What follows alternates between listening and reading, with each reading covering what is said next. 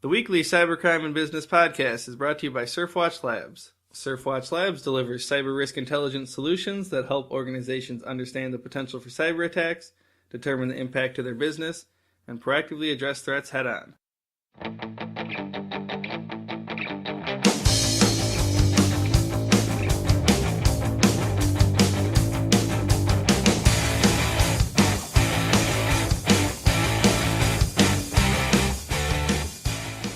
Hey everyone out there, today is April 17th, 2015. I am Jeff Peters, HackSurfer Editor. I am here with Matt Leifus, HackSurfer Writer, and Eric Severson, SurfWatch Labs Data Analyst. A little bit later, after the top headlines and discussion, we have an interview with Mike Buratowski. He's the Vice President of Cybersecurity Services for Fidelis Cybersecurity. They were in the news recently because Marlin Equity Partners has agreed to sign a definitive agreement to acquire the Fidelis Cybersecurity Solutions from General Dynamics, and that's expected to close in Q2 of 2015. But we talked with Mike about Pushdo, which was once considered the second largest botnet in existence. At its peak, it sent 7.7 billion emails a day. But they're kind of observed it coming back. They found it in more than 50 countries, with a substantial infection rate in the Asia-Pacific region. So we just kind of chat about that comeback and a few other cybersecurity issues. But yeah, I guess we'll throw it over to you, Matt, for some of the top cyber headlines from last week. Yeah, we'll go through a rundown of the top three. So coming in at number 3 this week, we had Homebridge. This is a California-based home care services company. And this week they notified an unknown number of past and present employees about a data breach into their human resource records. The company fears that cybercriminals are using the information to file fraudulent tax returns, and some of this information included names, addresses, and social security numbers. Coming in at number 2 this week, we had, and I might be saying this wrong, guys, it's a Belgian-based company, but Rossel and Sy. Again, this is a Belgian-based media group, and they were hit with a cyber attack this week, which left several of their websites unavailable for a few hours. Their most popular paper, Le Soir, was among the targets. As of right now, the websites are all back up and running normally. And the number 1 new trending target this week was Marriott International. White Lodging Services Corporation, which is an Indiana-based management company for Marriott International, reported a point-of-sale breach in their food and beverage system outlets that compromised 10 separate hotels managed by this management company. The breach lasted for 7 months, starting in July of 2014 and ending in February of 2015. The information that was compromised, again, point of sale, so you're talking credit card information. So that was the top news this week. What are we going to discuss this week, guys? I guess the big news that all the sort of cyber media outlets are writing about is the new Verizon data breach investigation report, sort of the holy grail of cybercrime reports that comes out every year. So I thought I'd just kind of run down a few of the highlights from there. It's a big 70-page report, so if anyone wants to read it, highly recommended. We'll put the link in the podcast description for those that are interested. But in total, the Verizon report looks at 79,790 security incidents and 2,122 confirmed data breaches from 2014. So there's quite a bit of information in there. And just a couple of the big picture highlights in terms of malware and practices. Over the last couple of years, keylogging malware has gone down. Last year it was only in about 5% of the confirmed breaches. And RAM scraper malware is sort of the big one that's been trending up, and that was involved in a lot of the high-profile retail breaches from last year. And then there's a couple other interesting things in there that, at least to me, in terms of phishing, that seems to be the number that everyone seems to be kind of writing about is this, the median time for a phishing campaign to get its first click is 1 minute and 22 seconds. So everyone's writing all these headlines about it only takes a minute and a half, for a breach kind of to start. But actually, the percent of people that click has actually gone up. Said that 23% of recipients now open phishing messages and 11% click on attachments. So I thought that was a pretty high number. And then one other thing that stood out to me was there had a section on vulnerabilities, and it said that 10 CVEs account for almost 97% of the exploits observed in 2014.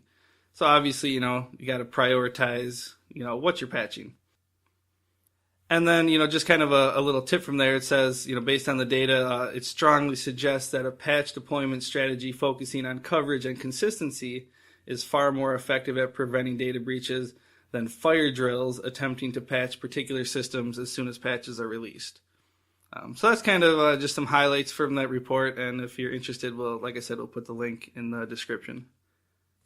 Like you said, there was a lot in the Verizon report. I thought one of the interesting things was their assessment that Android malware, which we're starting to hear a lot about, was kind of an overblown risk. They said it's less than 1% of all these problems, and they don't see it as the big boogeyman that a lot of companies are making it out to be. Also, I'm part of those 23% of recipients who often open the phishing messages, but I do that more for learning purposes. I know what they are. I can tell pretty quickly. I would advise staying out of your spam folder if you don't know what you're doing. Yeah, and on that point, when I see recently, and I got a Q&A article coming out next week, I talked to a gentleman about an approach to cybersecurity. Essentially, his company goes in and trains people. They offer training on what to look for with a lot of these threats, and obviously one of the big ones are phishing emails. And it kind of surprises me that with everything that's happened, cybersecurity is really starting to become, a pretty big focus among companies, and people are learning more about it every day, that a number like 11% of people are still clicking on those attachments. That, like you said, Jeff, that's a pretty big number. I'm really surprised. I think a lot of companies that are aiming to try to educate people and companies and their employees about, how to handle some of this malicious content, or, simply just not clicking on it, I really think they got their work cut out for them, because it just seems like every study we see these big numbers like that. That's what probably stood out to me the most. Yeah, and for those interested in more about phishing, I actually interviewed a vendor yesterday, and we're going to have them on next Friday's podcast. They're releasing a report, a pretty detailed report about phishing and phishing attacks. So if you're interested in learning more about phishing, that should be on next week's episode that we have. The Verizon report was one of the big things, but I guess, Matt, was there anything else that stood out to you this week? There were a couple, but I want to start off with the entertainment sector. In the month of March, if people were able to see it, SurfWatch Labs, the beginning of the month is Industry Report Card Week, and SurfWatch Labs released several report cards, one on the entertainment sector, and the sector as a whole received a B+ grade, which, for risk assessment and things like that, it's pretty good. That's a significant decrease in risk for the month, and it's an accurate grade. We have the opportunity to look at all the data, and month by month, targets in this sector were disappearing and non-existent. Well, April has been a little bit different. There have been several entertainment targets. The ball kind of got rolling this year on the annual Op Israel attacks that accounted for several targets. Kendall Jenner's Twitter account got hacked. More celebrity nude photos from Kelly Brook that got released. This is the second time for her. Even NFL players are getting on the action. Darrelle Revis is claiming his Instagram was hacked, but some people are kind of denying that. They're kind of saying that he's just trying to cover up for something he said. But on top of that, there were a lot of newspapers this month so far that have also been in the news. The most recent attack on the newspaper side were the attack on this French TV contacts computer where 100,000 contacts were stolen. After that, we had, as we said earlier, Roussel and Sy with the Le Soir newspaper. Then there was the French news broadcast of TV5 Mundi, which was actually attacked by Cyber Caliphate, which is a ISIS-supporting Muslim-type group. So a lot of going on in this sector, a lot of targets that have just randomly appeared this month.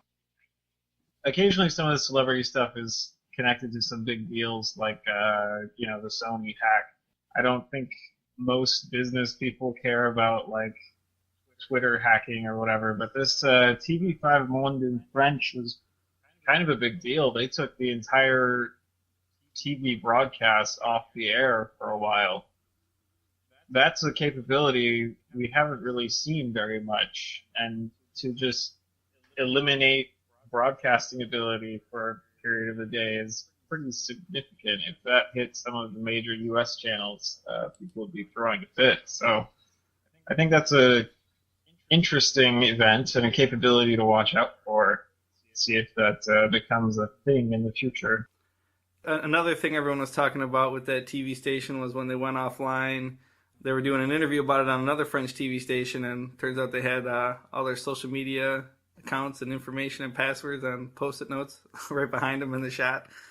That was just kind of amusing to me. I mean, maybe not necessarily so important, but it gave me a little bit of a chuckle. But obviously some overall security problems at that station. You're just a culture thing. There was a few sort of regulatory items in the news this week.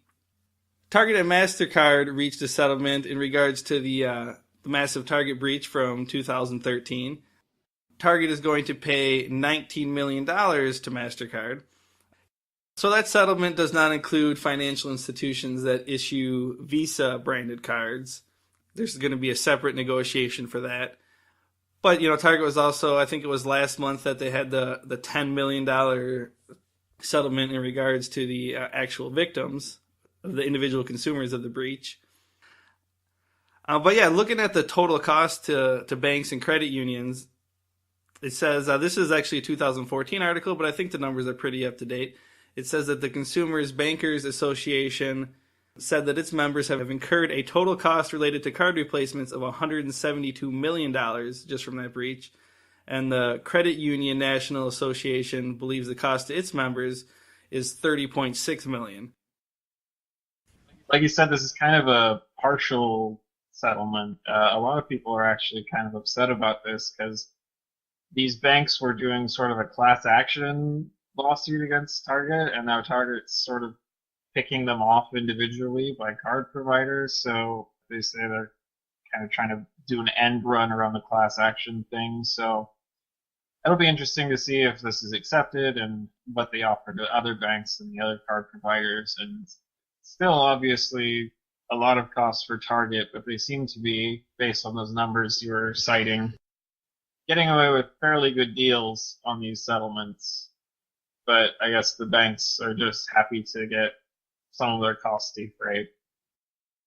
One other fine that was in the news recently was PG&E. They were fined $1.6 billion. I believe it was 10 times larger than the previous largest fine by the California Public Utilities Commission.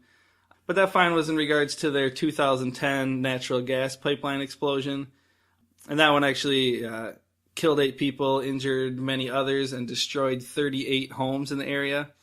That's not entirely cybersecurity related. The explosion was brought about by a defective seam weld, but the NTSB's report found that PG&E's SCADA systems limitations caused delays in pinpointing the location of the break, and it ended up taking 95 minutes to stop the flow of gas during that 2010 explosion. So obviously that made the effects much worse. When it comes to SCADA, everyone always talks about hacking and things like that, but there are other SCADA related issues that can lead to, in this case, people getting killed and homes getting destroyed. So yeah, they were fined $1.6 billion over that, which is a pretty significant fine. So moving on, we got the cyber tip of the week. I was looking at the Verizon report earlier, and they said that in this year's data set, they found that nearly 70% of attacks where a motive for attack was known include a secondary victim. So like this would be, like a watering hole attack, for example, where a website's compromised, but the target is, not the website itself. So I thought that was interesting just because, obviously, especially with small businesses, you still hear that no one's going to really come after me. But it's, it turns out that, 70% of the times there's sort of these secondary victims that are caught in the crossfire. So just something to keep in mind, especially in regards to your supply chain and things like that. Yeah, so moving on, we have an interview with Mike Buratowski. He is the Vice President of Cybersecurity Services for Fidelis Cybersecurity, and we talk about the Pushdo botnet, phishing, and other cyber trends.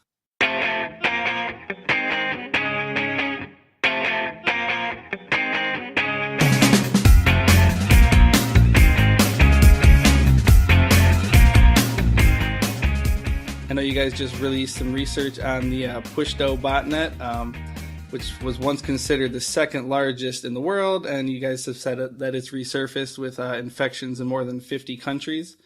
So just wondering if you could maybe fill us in a little bit about your research.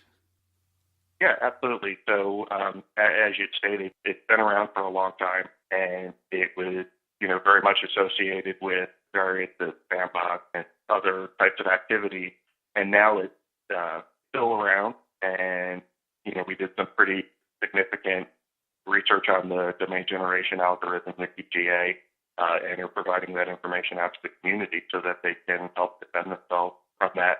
We also see Pushdo being able to push a variety of secondary payloads with some pretty nasty stuff like boots and dire, that could be used for DDoS attacks and credential theft.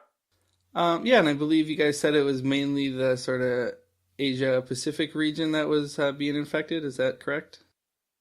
Yeah, it's definitely still worldwide, but when you look at the areas that are getting really, really significant amounts of it, there's a pretty good correlation between, the Asia-Pac area and, we extrapolate that out with being associated with systems that pirated software.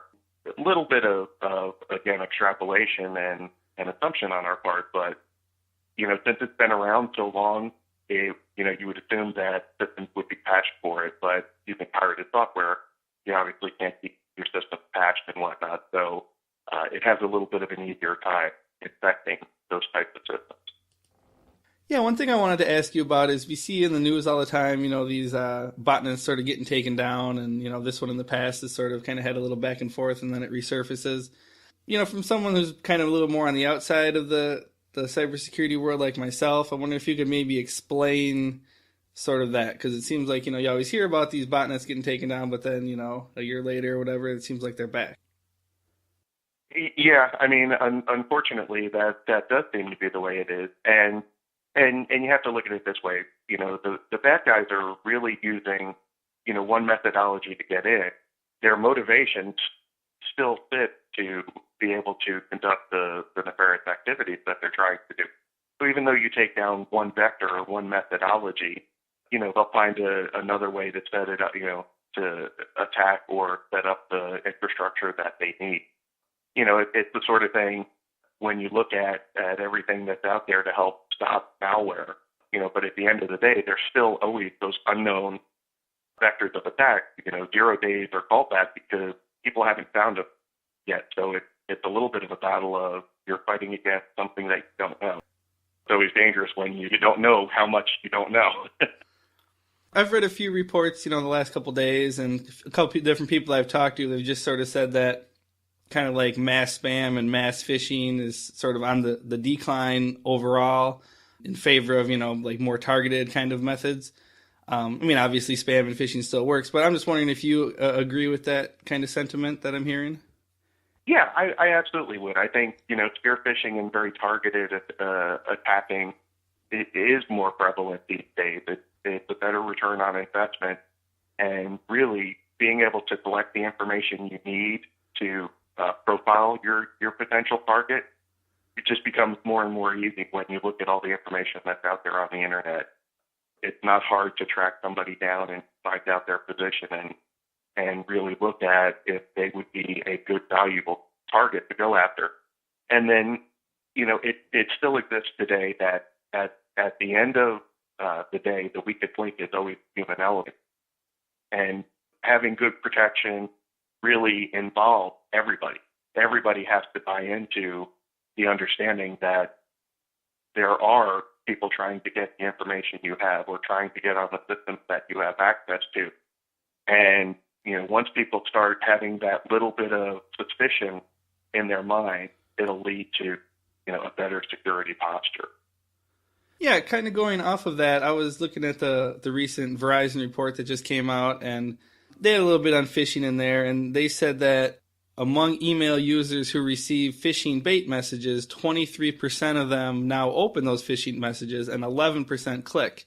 I thought that was pretty high to know that 11% of people are clicking on these. I don't know if you agree with that, but it just seems like there's this constant talk about how we need to train people on phishing.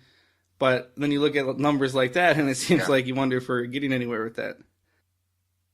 No, I couldn't agree more with it. And the bad guys are getting really good at this. So they're you're not dealing with the old mass phishing attempts where they're trying to, they email you and say, hey, I've got this account, I have to get this money offshore and I'll share it with you. Now they're really targeting the message and the actual phishing email. So an example that I like to tell people about, when a business development person for a company gets an email, requesting a proposal, that's their job. Their job is to open that email and actually look at the PDF document or the Word document that's attached there. That's their nature. So it's very hard to get them to look at it and say, well, you know what, there's some spelling that's off here, or the grammar doesn't seem quite right. Let me look at this, or let me make sure that, I scan the document before I open it. So it's a constant battle. The bad guy is always upping his game and having folks understand that, they are targeted. It's a challenge. Kind of going a little more big picture. I'm just kind of curious to know, what type of companies, that Fidelis deals with, and maybe like what are some of the common, cybercrime or cybersecurity issues that they're dealing with at the moment? Well, so we deal with pretty much any commercial entity. Most of our clients fall into the Fortune worldwide, or the worldwide 2,500, but we have done engagements and have customers from very small businesses all the way up to some of the biggest companies in the world. As far as trends, what I see, I've also noticed an uptick recently in ransomware. That seems to be a decent moneymaker for the bad guys, and still, again, is another way for the bad guys to generate revenue, but still target the human element. It's kind of interesting to see the bad guys run that as almost as a legitimate business, because if they didn't give back the keys or give back the encryption key for the data, then nobody would be incentivized to actually pay the ransom. And it's just kind of intriguing that the criminal element is, running as a pseudo, business. Yeah, one thing I wanted to ask you about, on the last couple of podcasts, there was, I guess, a lot of news about sort of like hacktivists and sort of ideological hackers. There was Op Israel recently and all these ISIS defacements everyone's reporting on all over the world. So it seems like everyone's talking about that in the media. But I'm wondering, I don't know if like the businesses you deal with, I'm just wondering, like, do they actually care about that? Because it seems like although everyone's talking about it, it's mainly just kind of like the low-hanging fruit that's getting defaced or DDoSed. So yeah, I'm just kind of curious how much like the actual businesses themselves pay attention to, stuff like Op Israel, for example. I absolutely think they pay attention to it. You look at, probably the most recent and highest profile was the Sony breach. And when you look at that, that had a very, very significant impact. And while it may not have, they may not have done that breach for stealing information or money, they did it to make a ideological point. And I really think they're going to see that going forward, because when you look at doing something like that, the return on investment for the attacker is so high. It doesn't take a lot of investment. You need your computer, you need an internet connection, and you need some expertise to be able to do some pretty significant damage. The other reason why I think you're going to see continued activities like that is because, just as you said, everybody talks about it, but it doesn't seem like a ton being done about it. And I think that is traditional. When you look at cybercrime, people aren't dying, in these situations. So, you look at the response, it's not as severe as if somebody had done a kinetic attack and, set off a bomb or something. But it still gets the notoriety and the attention. So again, it's good return on investment with relatively low risk of repercussion on the bad guy. So I absolutely think you're going to see that continue going forward. Yeah, and then I guess, last year everyone was calling, the year of the retail breach or the year of the mega vulnerabilities. It seems like this year so far, if you had to sort of put a catchphrase on it, would be like the year of insurance breaches. There's just been so many recently with Anthem and, other ones. Just looking at the year so far, is there any sort of thoughts that come into your mind, about trends? I mean, I know you mentioned ransomware, but is there anything else that maybe sticks out in your mind? Well, I think you're going to see other theft of personal information. So, the insurance company, when you look at the richness of the data that a bad guy can steal from a company like that, it's really quite profound. When you're looking at a retail breach, you're grabbing individual's credit card information, name, if you're lucky, you might get a social security number. When you look at items that are being stolen from insured or from medical facilities and such that retain or keep a hold of people's full medical profile. I mean, you can really do a full identity theft on that, because you have everything you need there, and you can just put together such an unbelievably detailed profile. So you'll see that absolutely grow. All right, that's it for this week's Cybercrime and Business Podcast. As always, you can follow us on iTunes, YouTube, or wherever else you listen. And for more information, check out SurfWatchLabs.com.